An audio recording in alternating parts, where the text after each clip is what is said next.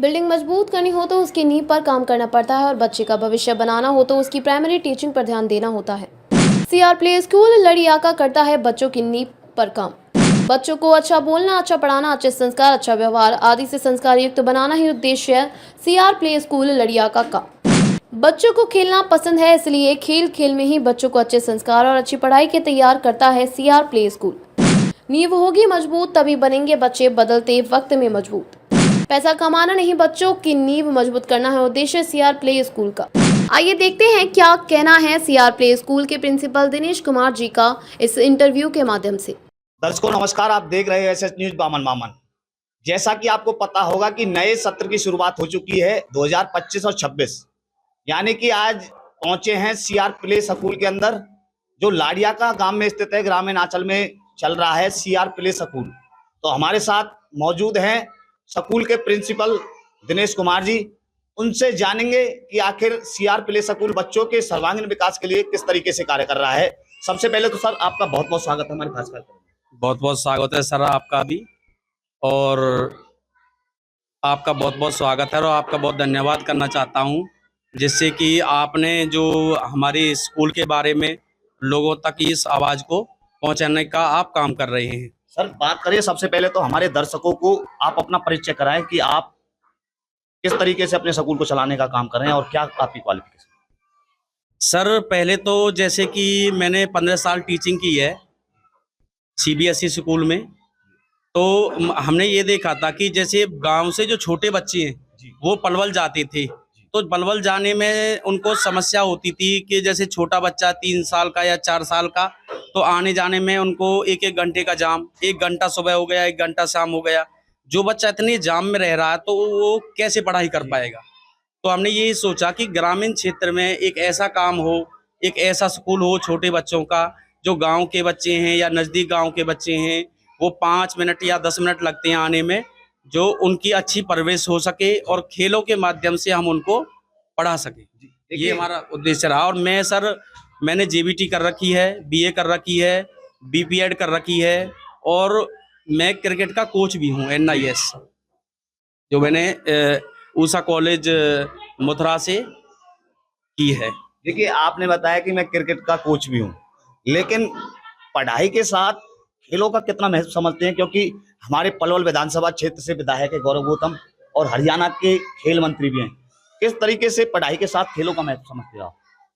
Sir मैं तो इस चीज़ के बहुत ज़्यादा फेवर में हूँ, क्योंकि ज़्यादातर मैं देखता हूँ कि बच्चों पर जो किताबों का है ना, वो बर्डन बहुत ज़्यादा है।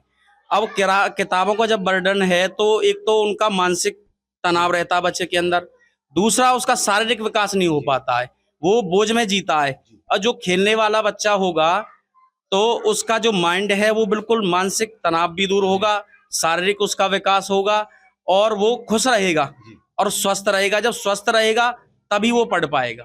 अगर बच्चा पूरे दिन, देखता हूँ जो छोटे बच्चे हैं, स्कूलों का टाइम 6 घंटे का होता है, पहले का 4 घंटे का होता है।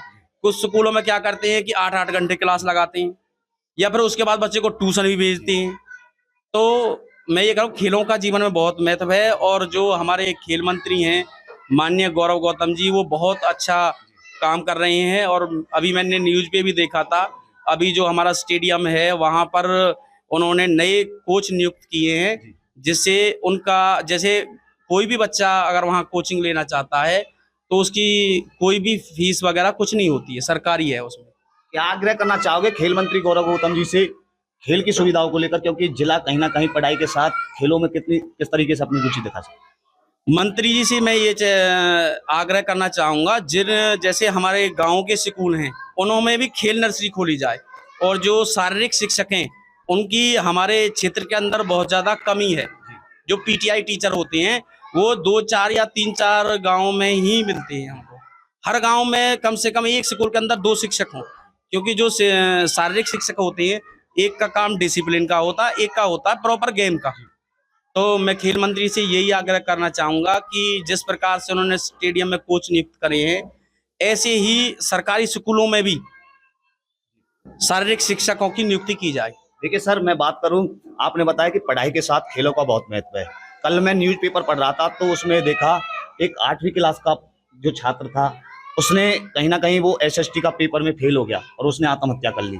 यदि बात करें बड़े बड़े शहरों की, कोटा, सीकर जैसे शहरों की, अक्सर देखा जाता है कि वहाँ के जो बच्चे ज्यादातर पढ़ाई करते हैं वो आत्महत्या कर लेते हैं। क्या कारण मानते हैं उस चीज को लेकर?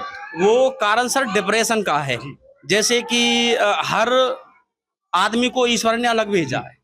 देखो हर आदमी की इच्छाएं अलग होती हैं, हर आदमी की चाल ढाल, हर चीज प्रकार का उसका व्यवहार अलग होता है। तो जरूरी नहीं है वो पढ़ने में अच्छा हो। अब उस बच्चे को उसकी इच्छा हो खेलों में, खेलों में बहुत सारे ऑफर दिए हैं सरकार ने, सरकारी जॉब मिलती हैं, डीएसपी तक रैंक तक बच्चे पहुंचते हैं। और जैसे रेल विभाग है, कितने विभाग हैं जिन खेल वाले बच्चे हैं जो उनको नौकरियां दी जाती हैं। खेलों में बहुत सारे अवसर हैं बच्चों के लिए। तो मैं यही कहूंगा कि अब सभी अभिभावकों से भी यही कहूंगा, क्योंकि क्या है एक बिजनेस बना हुआ है स्कूलों का भी। मैं एक संस्थापक हूँ, स्कूलों का भी एक बिजनेस बना हुआ है कि जी हम तो ये कर देंगे बच्चों को, ये मतलब इस तरीके से वो करना। लेकिन अभी पेरेंट्स को भी देखना चाहिए, पेरेंट्स का भी जागरूक होना बहुत जरूरी है। पेरेंट्स को देखना चाहिए कि हमारा बच्चा किस चीज में रुचि रखता है, उसको उसी के हिसाब से डालें। देखिए, सर ने बताया कि आज का समय जो इस तरीके से चल रहा है कि अभिभावकों को अपने बच्चों की तरफ देखना चाहिए, उनको जागरूक होना चाहिए। और आपको बता दें, सीआर प्ले स्कूल के अंदर मौजूद हैं, ये शिक्षा को लेकर बात कर रहे हैं और छोटे बच्चों के सर्वांगीण विकास के लिए ये संस्था कार्य कर रही है। सर, अंत में क्या मैसेज देना चाहोगे बच्चों को, पेरेंट्स को, क्योंकि नए सत्र की शुरुआत है और आप जो छोटे बच्चों की जो नींव है, बच्चे की यदि नींव ही मजबूत नहीं रहेगी तो किस तरीके से बच्चे का सर्वांगीण विकास हो सकता है? क्या कहना चाहोगे? सर, सर्वांगीण विकास जो प्ले स्कूल हैं ये इसी कारण से होते हैं क्योंकि आज का समय ये है कि पेरेंट्स के पास टाइम नहीं है। वो उनके फादर भी ड्यूटी पे जाते हैं, मदर भी ड्यूटी पे जाती हैं। तो प्ले स्कूल इसी कारण से खोले गए हैं जिनसे उनकी बच्चों की परवरिश हो जाए। और दूसरा, हमारे जो स्कूल है, हमारा स्टाफ है वो जैसे प्ले स्कूल के लिए कंपलसरी है एनटीटी, नर्सरी ट्रेन टीचर होना चाहिए। तो हमने स्टाफ रखा हुआ है, एनटीटी का स्टाफ है। खेलों का मैं खुद खिलाता हूँ बच्चों को, अपने हर पीरियड में बुलाता हूँ ग्राउंड में। तो उनका खेलों के माध्यम से भी हम उनका सर्वांगीण विकास करते हैं। और कम बजट में हमने अपना स्कूल चलाया हुआ है। 25 हम एक क्लास में 20 या 25 बच्चे रखते हैं। और दूसरा, हमने हर सुविधा कराई हुई है, वाटर कूलर की भी सुविधा है। आने वाले समय में जैसे हमने इन्वर्टर लगाया हुआ है और बहुत सारी सुविधाएं कराएंगे, क्योंकि हमारी जो फीस है वो 600 रुपये से स्टार्ट है। और हम एनुअल और इस चीज का बर्डन बिल्कुल नहीं डालते, केवल फीस पर हम बच्चों को पढ़ाते हैं। तो हम ये पेरेंट्स से कहना चाहते हैं कि एक बार देखें और जब आपके बच्चे में बदलाव दिखाई दे तब हमसे आके कहें, क्योंकि हम तो जी कर्म पर विश्वास करते हैं कि अपने बच्चे को महीने 2 महीने देखें। ये नहीं है कि अगर नहीं चलता है तो हमको उस कमी को भी बताएं कि भाई किस कारण है। क्या खास मैसेज देना चाहोगे सीआर प्ले स्कूल लाडियाकी की तरफ से लाडियाका ग्राम वासियों को, आसपास के इलाके को? देखो जी, हमारे क्षेत्र में तो ये हमारा लाडियाका में ही अपना प्ले स्कूल है। तो क्षेत्रवासियों से यही कहना चाहूँगा कि हर चीज़ की अलग क्वालिटी होती है, जैसे दुकान होती हैं हर चीज़ की। तो जैसे प्ले स्कूल होता है उसमें छोटे बच्चों पर ही ध्यान रहता है, और जो बड़े बच्चे होते हैं जैसे 8वीं तक का, 9th का, 10th का, 11th का स्कूल हुआ, तो वो छोटे बच्चों पर ध्यान नहीं देते हैं। उन्हें पता नहीं होता है संचालक को कि कौन सा बच्चा है, कहाँ है, कैसे है। तो यहाँ पर छोटे बच्चों का हर बच्चे पर ध्यान रहता है। तो जो भी प्ले स्कूल के बच्चे हैं, मैं क्षेत्रवासियों से यही कहना चाहूँगा कि वो आएँ और स्कूल में दाखिला कराएं। बहुत बहुत धन्यवाद। आप धन्यवाद सर आपका भी, जो आपने हमारी बात को लोगों तक पहुँचाया। और आपके हम चैनल को देखते रहते हैं, बहुत अच्छा आप काम कर रहे हैं, बहुत अच्छे समाज सेवी हैं और एक आस्था है लोगों के बीच में, उसको भी मैं आपकी को देखता रहता हूं। क्योंकि देखो, हर चीज जो प्रकृति है यही भगवान है, आदि भी और अंत भी ईश्वर से शुरू होता है। और थोड़ा सा लोगों में घमंड आ जाता है कि जी मैं ये हूँ, वे हूँ। तो आप जो मैं देखता हूँ हनुमान चालीसा का उस पर पाठ कराते हैं, लोगों को धर्म से जोड़ रहे हैं, बच्चों को आस्था से जोड़ रहे हैं, वो आप बहुत अच्छा काम कर रहे हैं। इन्हीं शब्दों के साथ जय हिंद, जय भारत। दोस्तों, ये थे हमारे बीच में सीआर प्ले स्कूल के प्रिंसिपल दिनेश कुमार जी। इन्होंने शिक्षा को लेकर, खेलों को लेकर बहुत तमाम बातें हमको बताई। और हमारे साथ मौजूद है सीआर प्ले स्कूल की टीचर मौजूद है, उनसे भी जान लेते हैं कि बच्चों के सर्वांगीण विकास के लिए किस तरीके से कार्य करें। मैम, सबसे पहले तो बहुत बहुत स्वागत है हमारे खास कार्यक्रम में। थैंक यू सर, जो आपने मुझे अपनी बात कहने का मौका दिया था। और मैं यही कहना चाहूंगी मैम कि सबसे पहले तो हमारे दर्शकों को आप अपना परिचय कराएं। मेरा नाम पूनम है। मैं ग्राम पंचायत बाता से बिलोंग करती हूँ। मैं एनटीटी टीचर हूँ। बीए कर रखी है मैंने, एनटीटी कर रखी है। धन्यवाद। देखिए मैम, बड़े बच्चे तो सब पढ़ा देते हैं, लेकिन बात आती है छोटे बच्चों को पढ़ाने की। कहीं ना कहीं जब बच्चे की नींव ही मजबूत नहीं रहेगी तो बच्चा आगे कैसे बढ़ पाएगा? क्या कहना चाहोगे इस चीज को? हाँ जी, छोटे बच्चों को पढ़ाना बहुत ही मुश्किल है और हम अपने बच्चों को बहुत ही आराम से और खेल के माध्यम से पढ़ाते हैं अपने बच्चों को। हम अपने बच्चों पर किसी भी प्रकार का पढ़ाई का प्रेशर नहीं डालते कि कहेंगे कि पढ़ते रहो। नहीं, हमारे बच्चों को पढ़ाने का ऐसा कोई मकसद नहीं है कि उनके ऊपर बर्डन डाल दिया जाए। बर्डन का कोई प्रेशर नहीं है, कि बस यही है कि बच्चे खेल खेल के माध्यम से शिक्षा की ओर भी बढ़ते रहें और अपनी जो उनका बचपन है वो भी नहीं मारा जाए। जी मैम, आपने खेल को लेकर बात कही, कितना जरूरी समझते हैं पढ़ाई के साथ खेलों का? हाँ जी, पढ़ाई के साथ खेलों का भी बहुत महत्व होता है, क्योंकि हमारे छोटे बच्चे होते हैं, ये गांव के आसपास के बच्चे होते हैं, ये सब खेलों के बारे में इतना नहीं जान पाते। खेलों के बारे में इतना नहीं जान पाते और जैसे कि इन्हें स्कूल में ही सिखाया जाता है कि ऐसे खेलना है, वैसे खेलना है। और कोई भी बच्चा कहीं पर भी जाके निकल सकता है, किसी भी फील्ड में निकल सकता है, खेल में निकल सकता है, पढ़ाई में निकल सकता है। इसी वजह से हमारे स्कूल में खेलों के पे भी बहुत ध्यान दिया जाता है। देखिए, छोटे बच्चों को आप पढ़ाने का काम करते हैं, किस किस चीज की कमी बच्चों को अंदर देखने को मिलती है? हाँ जी, जैसे कि हम आज के युग में हमारे देखने में आ रहा है कि बच्चों के साथ हम रह रहे हैं, बच्चों के पेरेंट्सों की भी कई बार कमी हो जाती है कि वो बच्चों को इधर-उधर की बातों को सिखाते हैं। जैसे कि फ़ोन दे देंगे, फ़ोन पे बच्चों का टाइम पास करा देंगे, बट ये नहीं है कि हम उनके साथ थोड़ा-सा टाइम स्पेंड कर लें, अपने बच्चों के साथ बैठ के बातें कर लें, उनकी दिनचर्या को पूछें कि क्या हुआ था, उनके साथ क्या नहीं हुआ था। स्कूल में क्या हुआ था, मोहल्ले पड़ोस में क्या हुआ था। जैसा कि छोटे बच्चों के साथ बहुत से समाज में दुष्प्रभाव पड़ रहे हैं, उनके साथ कुछ हो जाता है, तो इस कारण से होता है क्योंकि पेरेंट्स अपने बच्चों को टाइम नहीं दे पा रहा है। देखिए, मोबाइल का कितना उपयोग समझते हो? आज के समय में बच्चों को कहीं ना कहीं मोबाइल हर किसी बच्चे के पास है, क्या कहना चाहोगे मोबाइल को लेकर के? हाँ जी सर, सभी आज के युग में मोबाइल का महत्व भी है और बहुत से लोग इसका दुरुपयोग भी कर रहे हैं। जी और ज़्यादातर हमारे छोटे बच्चे हो रहे हैं जो वो कार्टून वगैरह देखते रहते हैं, जो हमारा कीमती समय है बच्चों का। जैसे कि हम आज के युग में बच्चे खेलने पर इतना ध्यान नहीं दे रहे हैं, जितना कि फ़ोन के प्रति बढ़ रही है उनके लगाव।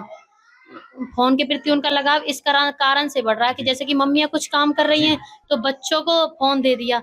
बच्चों को फ़ोन दे दिया कि तुम इसके साथ टाइम पास कर लो, मैं थोड़ी देर रेस्ट कर लेती हूँ। देखिए मैम, आपने बताया कि मम्मी भी आज फोन चला रही हैं, लेकिन बात करें आज का जो समाज है, हमारी भी बहन है, हमारी भी घर में महिलाएं हैं, आप एक महिला होने के नाते क्या आग्रह करना चाहोगे उन महिला और बेटियों को? कहीं ना कहीं मोबाइल के अंदर जो अश्लीलता वीडियो है, रील बना रही है इंस्टाग्राम पर, फेसबुक पर, क्या कहना चाहोगे, उनसे आग्रह करना चाहोगे? हाँ, तो मेरा उन सभी लेकर मेरा खुद के ये विचार हैं, मैं अपने विचार समाज के सामने रखना चाहती हूँ। जैसे कि आजकल लोग बागों ने क्या कर लिया है, इन सब चीज़ों को ट्रेंड समझ लिया है। जैसे कि इंस्टा पे वीडियो बनाना, वायरल होना। अगर आपको वायरल होना है तो कुछ अच्छे काम करो, जी समाज सेवा करो और आप समाज के प्रति कोई ऐसा उदाहरण बन जाओ कि जो आपको देखकर लोग इंस्पायर हों, कि आप खेल में गए, पढ़ाई में गए और भी बहुत सारी फील्ड हैं, उनमें निकल जाओ। ये तो कोई कारण नहीं हुआ कि आप इंस्टाग्राम पे वीडियो बना-बना वायरल हो रहे हो। और यही कहना चाहूँगी मैं समाज को, अपने गाँव के आस-पास की बेटियों को, बहुओं को, कि जितना भी हो सके अपने बच्चों पे ध्यान दें, फ़ोन को साइड में रख दें, अपने बच्चों के साथ समय बिताएँ, उसके साथ ही अपने जीवन को ही अच्छे से बिताएँ। धन्यवाद। देखिए, एडमिशन का दौर है, क्या खास मैसेज देना चाहोगे अंत में सीआर प्ले स्कूल की तरफ से? हाँ जी सर, एडमिशन का दौर है, बहुत सारे स्कूलों के पेरेंट्सों के पास ऑफ़र आते रहते हैं कि हमारे वहाँ कराओ, हमारे वहाँ कराओ। फिर भी हम यही कहना चाहेंगे, कोई भी स्कूल खराब नहीं है, सब अच्छे हैं, सब पेरेंट्स आज के टाइम में जागरूक हैं, सब समझते हैं। और यही कहना चाहूँगी, छोटे बच्चों के लिए प्ले स्कूल ही होते हैं, वो ही ज़्यादा महत्व होते हैं, क्योंकि बड़े स्कूलों में छोटे बच्चों पर ध्यान नहीं दिया जाता। जो छोटे बच्चों का विकास होता है, वो प्ले स्कूलों से स्टार्ट होता है और बड़े होके तो वो खुद ही बड़े स्कूल में पहुँच जाएँगे। बहुत बहुत धन्यवाद। Thank you sir. देखिए, छोटे बच्चों को लेकर मैम ने बताया और कहा, यदि छोटे बच्चों का ही सर्वांगीण विकास नहीं रहेगा तो बच्चा आगे कैसे बढ़ेगा। और अश्लीलता जो वीडियो आजकल की जो महिला और बेटी बनाती है, पूरा परिवार वीडियो अश्लीलता वीडियो बनाना चाहता है, फेमस होना चाहता है, तो मैम ने स्पष्ट तौर पर बताया कि समाज में एक अच्छा काम करें जिससे आपको लोग जाने। इसी को लेकर मैम ने बताया आगे किस तरीके की पलवल जिले के अंदर प्रतिक्रिया रहने वाली है, वो आपको दिखाने का काम करते रहेंगे। आप बने रहें एसएस न्यूज़ बामन के साथ। मैं सतवीर, कैमरामैन ललित शर्मा के साथ SS न्यूज बामनवा।